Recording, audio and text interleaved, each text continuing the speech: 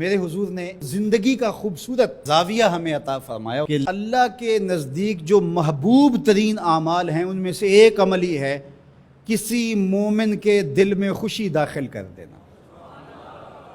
آپ کا کوئی رویہ کسی کو خوش کر دے۔ فرمایا کہ نیکی کو چھوٹا نہ سمجھو، اور اگرچہ تم اپنے مومن بھائی سے مسکرا کر ہی کیوں نہیں ملتے۔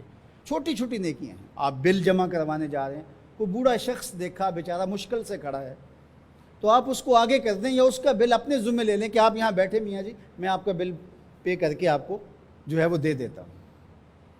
تو یہ اس سے کیا فرق پڑتا ہے؟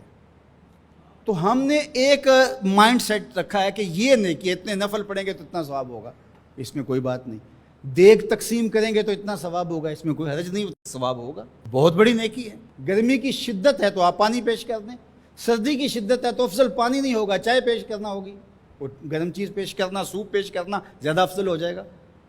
اب گرمی میں ٹھنڈا پانی، یخ بستہ پانی ہو یا آئس کریم آپ گرمی میں کسی آنے والے شخص کو کھلاتے ہیں تو وہ خوش بھی ہوگا، آپ کو ثواب بھی ملے گا، پانی کا ثواب ہے۔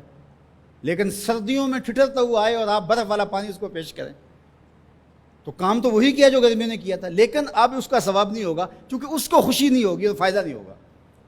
اس کے دل میں جو خوشی پیدا ہونی ہے اس کا ثواب آپ کو ملنا ہے۔ تو جب ننگا کوئی ہو، کسی کے پاس کپڑے نہ ہو، تو اس کو آپ کپڑے پہنائیں گے، بھوکا ہو کھانا کھلائیں گے تو یہ ثواب ہے۔ اور اگر اس کا مسئلہ کوئی اور ہے، اس کو دوائی چاہیے، تو آپ اس کو کہتے ہیں کہ نہیں آپ لنگر ہی کھائیں، میں آپ کو سوٹ ہی دوں گا، تو یہ کوئی بات نہ ہوئی۔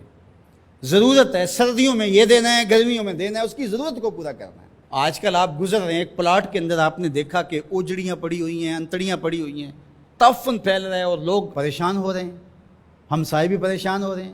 ان کے ہاں شعور کی کمی ہے، یا ان کے پاس رقم نہیں ہے، یا کسی وجہ سے وہ اٹھانے سے قاصر ہیں کہ وہ اٹھائے ایک دوسرے پہ ڈال رہے ہیں۔ تو آپ نے وہاں کھڑے ہو کر کوسنے دیے، محلے والوں کو برا کہا، ایک تو آپ کا یہ کام تھا، یہ آپ نے کیا اور یہ سارے کر رہے ہیں۔ لیکن اگر آپ نے وہاں کسی ٹرالی والے کو روکا اور کہا کہ یہ اٹھاؤ، کتنے پیسے لوگے؟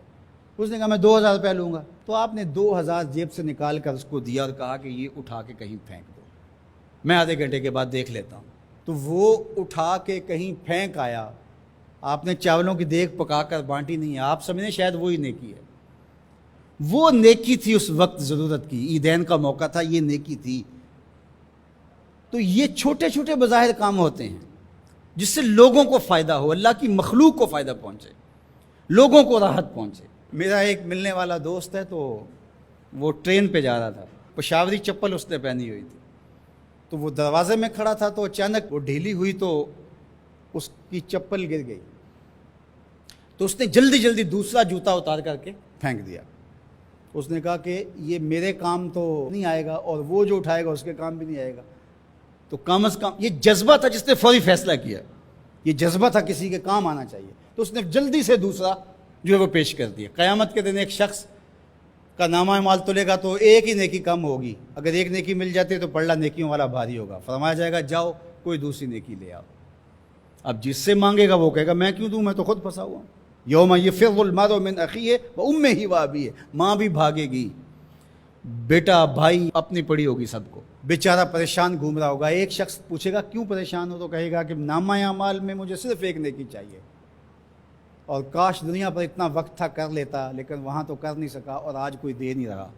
اس نے کہا میرے پاس ایک ہی نیکی ہے، تو مجھے تو کچھ اس سے ملے گا نہیں، تو چل میں تجھے دان کرتا ہوں۔ تو وہ لا کے پلڑے میں رکھے گا تو پلڑا بھاری ہو جائے گا، تو آواز آئے گی کہ یہ کس نے تیرے پہ دان کیا؟ کہا ایک بندہ ملا، اس کے پاس ایک ہی نیکی تھی، اس نے وہ بھی دے دی۔